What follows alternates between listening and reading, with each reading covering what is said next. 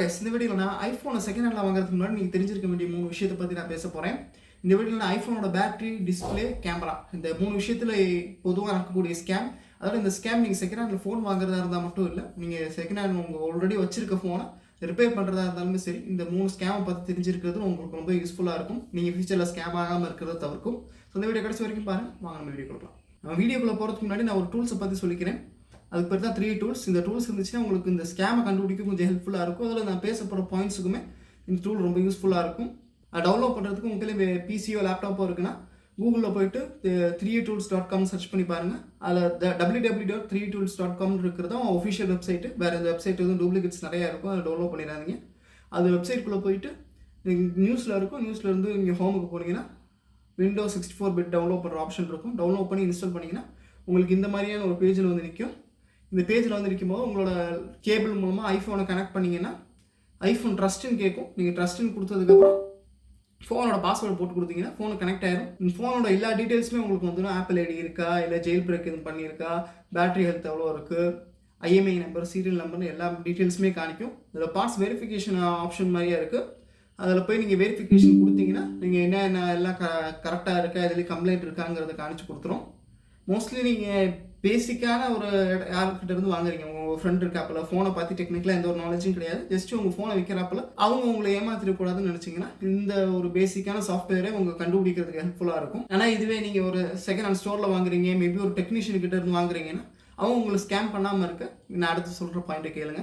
இப்போ நீங்கள் ஒரு ஷாப்புக்கு போகிறீங்க, ஃபோனை கையில் வாங்குறீங்க, நீங்கள் ஃபஸ்ட் கேட்க வேண்டிய விஷயம் பேட்டரி மாற்றிருக்கா இல்லையானா. அவங்க பேட்டரி மாற்றலன்னு சொன்னால் ஃபோனில் செட்டிங்ஸ் ஓப்பன் பண்ணுங்கள், பேட்டரிக்குள்ளே போங்க, பேட்டரி ஹெல்த் அண்ட் சார்ஜிங்னு இருக்கும், அந்த ஆப்ஷன் கிளிக் பண்ணுங்கள்.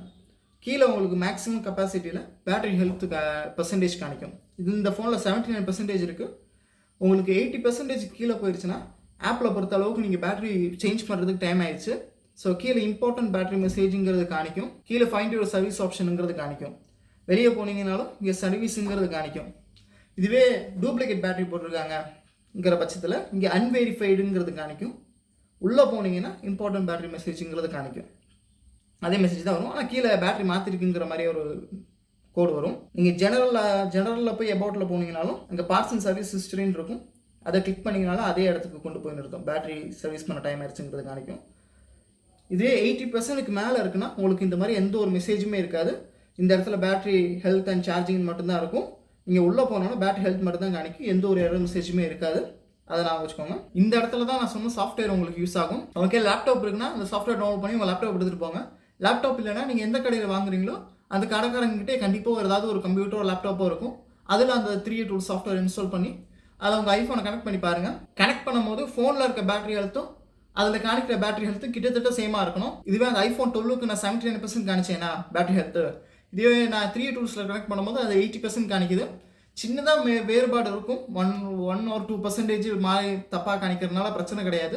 இதே உங்களுக்கு 5%ஓ 10%ஓ இல்லை அதுக்கு மேலேயோ உங்களுக்கு தப்பாக காணிக்குதுன்னா அவங்க ஏதோ ஒரு வேலை காணிச்சிருக்காங்க. அது எப்படி பண்ணுவாங்கன்னா, இப்போ என் கீழே ஐஃபோன் 11 Pro Maxக்கு ஒரு ஒரிஜினல் பேட்டரி இருக்குது. இந்த ஃபோன்லேருந்து அந்த ஒரிஜினல் பேட்டரியை ரிமூவ் பண்ணி இதுதான் செல், இந்த இவ்வளோ வரைக்கும் தான் செல்லு, இதுக்கு மேலே இருக்க இந்த பகுதிங்கிறது பிஎம்எஸ்ன்னு சொல்லுவாங்க, பேட்டரி மேனேஜ்மெண்ட் சிஸ்டம். இது என்ன பண்ணும், இந்த பேட்டரியில் செல்லில் கிடைக்கிற வோல்டேஜ் அண்ட் கெப்பாசிட்டி எவ்வளோ தூரம் சார்ஜ் நிற்கிதுங்கிற கெப்பாசிட்டி வச்சு இது ஒரு வேல்யூ சொல்லும். அந்த வேல்யூ தான் பேட்டரி ஹெல்த்துங்கிறது. இப்போ இந்த 11 Pro Maxக்கு 74% பேட்டரி ஹெல்த் இருக்குது. அந்த டேட்டா இந்த பிஎம்எஸ்ல இருக்க ஒரு சிப்பில் தான் ஸ்டோர் ஆகிருக்கும். நாங்கள் என்ன பண்ணுவோம், ஒரு ப்ரோக்ராமரை யூஸ் பண்ணி அந்த சிப்பில் இருக்க டேட்டாவை ப்ரோக்ராம் பண்ணுவோம். அப்படி அந்த டேட்டாவை ப்ரோக்ராம் பண்ணுறது மூலமாக இந்த 74% பேட்டரி ஹெல்த் இருக்கிறத நான் 100ஆக கூட காணிக்க முடியும். ஜஸ்ட் நம்பர்ஸ் தானே, கணக்கு கணிச்சா வேலை முடியுதுல்ல அந்த ஒரு கணக்கில். ஆனால் இந்த ஒரு மெத்தட் எதுக்காண்டி கிரியேட் பண்ணப்பட்டுச்சுன்னா, பேட்டரி மாற்றுறப்போ உங்களுக்கு இம்பார்ட்டன்ட் பேட்டரி மெசேஜ் வரக்கூடாதுங்கிறதுக்காண்டி தான். பேட்டரி மாற்றினாலும் உங்களுக்கு டூப்ளிகேட் பேட்டரி போட்ட மாதிரி ஒரு மெசேஜ் வரக்கூடாதுங்கிறதுக்காண்டி தான் இந்த ஒரு டெக்னிக்குங்கிறது யூஸ் பண்ணுவோம். ஆனால் இந்த ஒரு டெக்னிக்கை ஸ்கேம் பண்ணவும் யூஸ் பண்ணலாம். பேட்டரியே மாற்றாமல் ஒரிஜினல் பேட்டரியே தப்பான நம்பர்ஸை காணிச்சு மக்களை ஏமாத்துற டெக்னிக். நீங்கள் 3 டூல்ஸில் கனெக்ட் பண்ணும்போது அந்த மாதிரி மாற்றிருந்தால் ஃபோனில் மாற்றுற மாதிரி காணிக்கும். இப்போ நான் சொன்னேன்ல 74% 100ஆக மாற்றலான்னு, ஆனால் அது ஃபோனில் தான் காணிக்கும். நீங்கள் இதே 3 டூல்ஸில் கனெக்ட் பண்ணிங்கன்னா உங்களுக்கு காணிக்காது. 3 டூல்ஸில் ஒரிஜினல் வேல்யூ தான் காணிக்கும். ஆனால் அதையுமே ஏமாற்றலாம். ஏன்னா அது ப்ரோக்ராம் பண்ணுறதுக்கு ஒரு சிப் யூஸ் பண்ணுவோம், டேகோன்னு சொல்லுவாங்க, நான் ஃபோட்டோவில் காணிக்கிறேன். அந்த சிப்பு மூலமாக தான் நாங்கள் ப்ரோக்ராம் பண்ணுவோம்.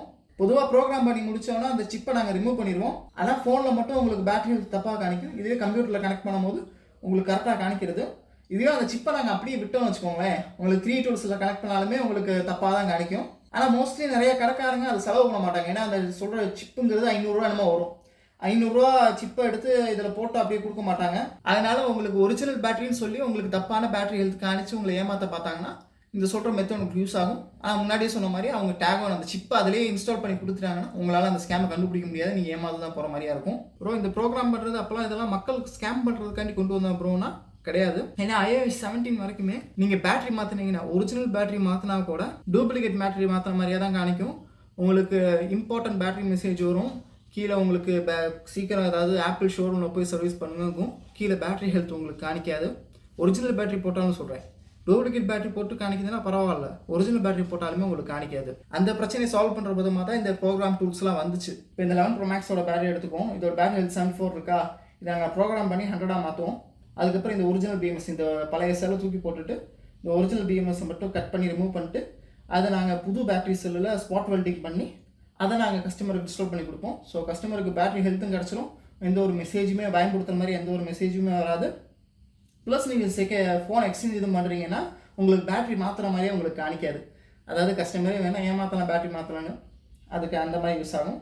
ஆனால் முன்னாடி சொன்ன மாதிரி எல்லாருமே டேக் ஆன் அந்த ப்ரோக்ராம் சிப்பை போட மாட்டாங்க. ஸோ 3 டூல்ஸ் நீங்கள் கனெக்ட் பண்ணி பார்த்தீங்கன்னா உங்களுக்கு பேட்டரி ஹெல்த் தப்பாக காணிக்கிறதுனால ஒன்றும் அவங்க பேட்டரியை மாற்றிருப்பாங்க, இல்லை பேட்டரி அவங்க ஒரிஜினல் பேட்டரியை தப்பான கனெக்ட் கணிச்சு உங்களை ஏமாற்ற பார்ப்பாங்க. ஸோ உஷாராக இருந்துக்கோங்க.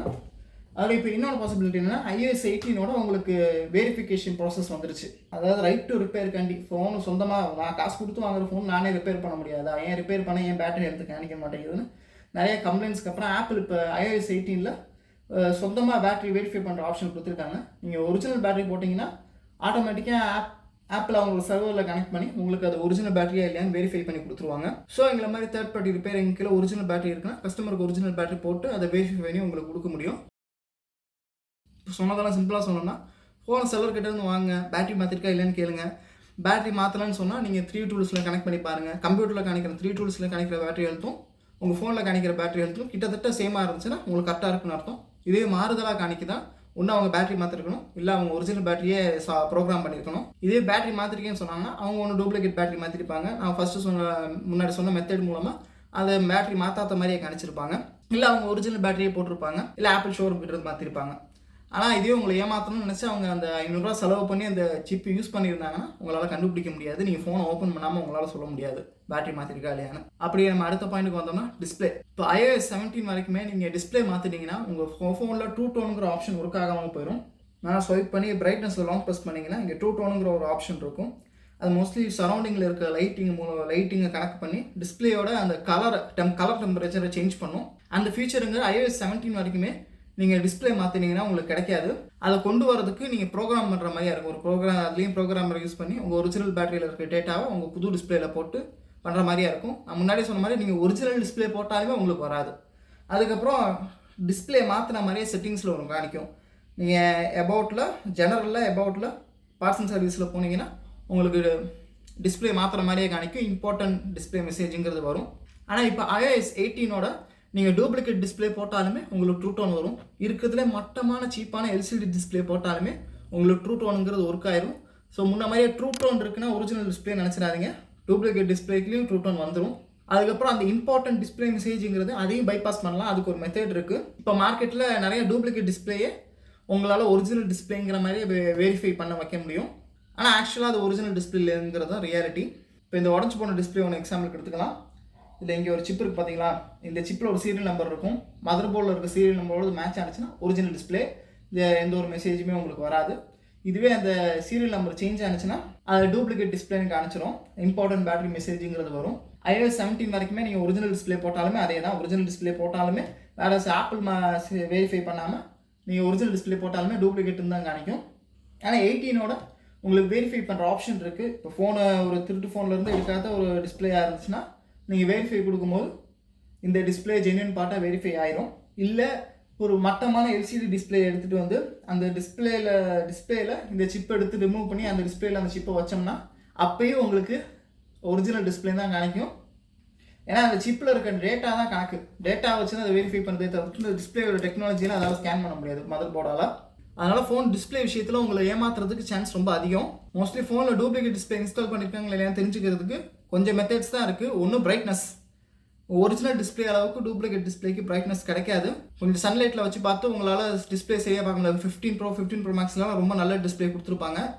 அதில் நீங்கள் சன்லைட்டில் டேரெக்டாக வச்சு பார்த்தோம்னாலும் உங்களால் நல்லாவே டிஸ்பிளே பார்க்க முடியும். ஆனால் இதுவே அவங்க டூப்ளிகேட் டிஸ்பிளே போட்டிருந்தாங்கன்னா நீங்கள் சன்லைட்டில் வச்சு எடுக்கும்போது கொஞ்சம் ரொம்ப கஷ்டமாக இருக்கும். ஒரிஜினலோட கம்பேர் பண்ணும்போது ரொம்ப கஷ்டமாக இருக்கும் பார்க்குறதுக்கு.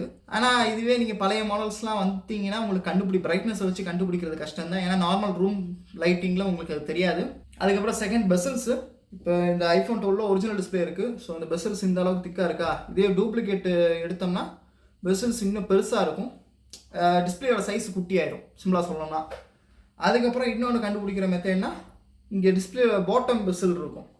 எப்போவுமே இந்த இப்போ பார்த்தீங்கன்னா ஒரிஜினல் டிஸ்பிளே டாப்போட பெசல் சைஸும் இந்த பாட்டமோட பெசல் சைஸும் சேமாக இருக்கும். ஏன்னா அவங்க அந்த மாதிரி டிசைன் பண்ணியிருப்பாங்க. இது அதுக்கு கஷ்டம், அதை இன்ஜினியர் பண்ணி அந்த மாதிரி டிசைன் பண்ணுறது கஷ்டம். ஈவனான பெசல்ஸ் கொடுக்குறது கஷ்டம். இது டூப்ளிகேட் டிஸ்பிளேல அந்த அளவுக்கு இன்ஜினியரிங் ஒர்க் பண்ணியிருக்க மாட்டாங்க. அதனால் இங்கே இருக்கிற பெசல் மட்டும் திக்காக பெருசாக இருக்கும், இங்கே குட்டியாக இருக்கும். அதை வச்சு நீங்கள் டூப்ளிகேட் டிஸ்பிளே கண்டுபிடிக்கலாம். அதோட சீப்பான எல்சிடி டிஸ்பிளே இப்போ iPhone Xலேருந்து 11XR தவிர்த்து எல்லா ஐஃபோன்ஸ்லையுமே OLED டிஸ்பிளே தான் யூஸ் பண்ணுவாங்க. OLED டிஸ்பிளே ரொம்ப தின்னாக இருக்கும். அதான் இந்த ஃபோன்ஸ்லாம் இந்த மாதிரியான ஃபார்ம் ஃபேக்டர் வர ஆரம்பிச்சது. ஆனால் இதுவே சீப்பான டிஸ்பிளே போடுறாங்கன்னா அது எல்சிடி டிஸ்பிளேயாக இருக்கும். எல்சிடி டிஸ்பிளே அந்த அளவுக்கு தின்னாக இருக்காது. அதுவும் சீப்பான டிஸ்பிளே சொல்ல வேண்டிய தேவையே இல்லை. அதனால் இதில் இப்போ ஒரு டூப்ளிகேட் டிஸ்பிளே போட்டிருந்தாங்கன்னா இங்கே இடம் தூக்கி இருக்கும், டிஸ்பிளே ரொம்ப தூக்கி இருக்கும். நார்மலாக உள்ளுக்குள்ளே உட்காராமல் டிஸ்பிளே மட்டும் வெளியே தள்ளி இருக்கிற மாதிரியா இருக்கும். அப்படி வெளியே தள்ளி இருந்துச்சுன்னா அவங்க டூப்ளிகேட், அதுவும் சீப்பான டூப்ளிகேட் டிஸ்பிளே யூஸ் பண்ணியிருக்காங்கிறத புரிஞ்சுக்கோங்க. இப்போ இது ஒரு டூப்ளிகேட் டிஸ்பிளே தான், iPhone XSஓட டிஸ்பிளே. ஆனால் இது ஓரளவுக்கு நல்ல குவாலிட்டி டிஸ்பிளே. நானுமே இதை ஃபஸ்ட்டு எடுத்தப்போ ஒரிஜினல் தான் நினச்சேன். ஆனால் இந்த மாதிரியே டிஸ்பிளேஸை கண்டுபிடிக்க நீங்கள் கொஞ்சம் கஷ்டப்படுவீங்க. அவங்களுக்கு பெஸ்ட்டு என்னென்னா, உங்களுக்கு மேபி உங்கள் ஃப்ரெண்டு ஏதாவது ஒரு ஒரிஜினல் ஃபோன் வச்சுருக்காப்புல, நீங்கள் ஒரு iPhone 15 வாங்குறீங்கன்னா உங்கள் ஃப்ரெண்டு ஒரு iPhone 15 வச்சுருக்காங்கன்னா நீங்கள் கடையில் போகும்போது உங்கள் ஃப்ரெண்டோட ஃபோனோட நீங்கள் வாங்க போகிற ஃபோனை வச்சு கம்பேர் பண்ணி பாருங்கள். பிரைட்னஸ்ஸு கலரெல்லாம் கம்பேர் பண்ணி பாருங்கள். மேட்ச் ஆனிச்சுன்னா ஒரிஜினல் டிஸ்பிளேயாக இருக்கும், இல்லை டூப்ளிகேட் டிஸ்பிளேயாக இருக்கும். உண்மையிலே அது மட்டும் தான் மெத்தேடு கண்டுபிடிக்கிறதுக்கு. அதுக்கு மேலே வேறு எதுவும் சொல்கிறதுக்கு இல்லை. மூணாவது பாயிண்ட் பார்த்தோம்னா கேமராவில் பொதுவாக உங்களுக்கு டூப்ளிகேட் போட்டு ஏமாற்ற முடியாது. ஏன்னா மார்க்கெட்லேயே டூப்ளிகேட் கிடைக்காது. சைனா எங்கேயாவது போனீங்கன்னா ஒரு டூப்ளிகேட் கிடைக்க சான்ஸ் இருக்குது. ஆனால் பொதுவாக கேமரா டூப்ளிகேட் மேனுஃபேக்சர் பண்ணுறது கொஞ்சம் கஷ்டம். ஸோ மோஸ்ட்லி உங்களுக்கு மார்க்கெட்டில் ஒரிஜினல் தான் சர்க்குலேட் ஆகும். அதனால் நீங்கள் கேமராவில் ஸ்கேம் ஆயிரும்னு நினச்சி பயப்படாதீங்க. ஆனால் கம்ப்ளைண்டான கேமராவை உங்களுக்கு கம்ப்ளைண்ட் இல்லைன்னு ஏமாற்றி விற்க சான்ஸ் இருக்குது. பொதுவாக ஐஃபோனோட கேமராவில் வரக்கூடிய ஒரு 2 ப்ராப்ளம்ஸ் காமனாக இருக்கும்.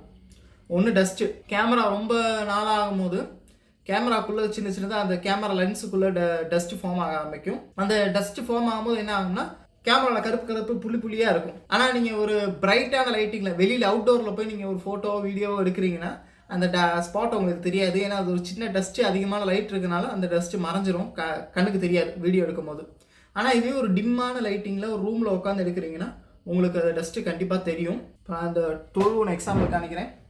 நீங்கள் கொஞ்சம் ஒரு டிம்மான லைட்டிங்கில் ஒயிட் கலர் பேக்ரவுண்டில் போய் வைங்க. அந்த நேரத்தில் கேமராவில் எந்த ஒரு பிளாக் கலரில் ஸ்பாட்டும் தெரியக்கூடாது. பிளாக் கலரில் ஸ்பாட் தெரியுதுன்னா கேமராவில் ஏதோ ஒரு கம்ப்ளைண்ட் இருக்குன்னு அர்த்தம்.